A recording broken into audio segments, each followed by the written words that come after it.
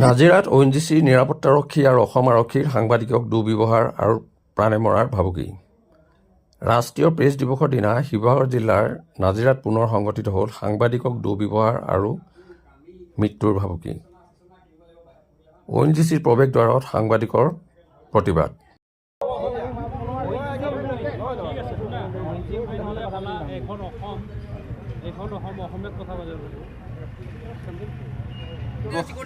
সাংবাদিকে যি সময়ত উলহ মালহেৰে এটা দিন পালন কৰিব লাগে সেই সময়ত আজি নাজিৰা সাংবাদিকসকলে ৰাজপথত অৱস্থান কৰিবলগীয়া হৈছে এটা কাৰণতে যে ইয়াত ONGCৰ যিসকল নিৰাপত্তাৰক্ষী আছে, নাজিৰা আৰক্ষীৰ যিসকল বিষয়া আছে, তেওঁলোকৰ যিটো উদ্ভণ্ডালি, সাংবাদিকৰ প্ৰতি যিটো অবিচাৰ, সাংবাদিকৰ প্ৰতি যিটো দুৰ্ব্যৱহাৰ, এইটো অতি গৰিহণাযোগ্য।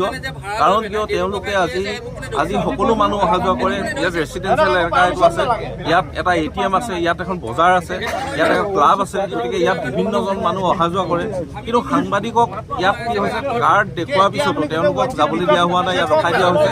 আনকি সেইটো প্ৰশ্ন সোধোতে তেওঁলোকক বন্দুকৰ গুলি বন্দুকেৰে মৃত্যুৰ ভাবুকি দিয়া হৈছে। গতিকে ইয়াতকৈ দুৰ্ভাগ্যজনক, আজি প্ৰেছ দিৱসৰ দিনাখনি এনেকুৱা এটা চিটুৱেশ্যন ক্ৰিয়েট কৰিছে, আমাৰ ইমান অপদস্থ কৰিছে, তাতোকৈ দুৰ্ভাগ্যজনক বিষয় নাই।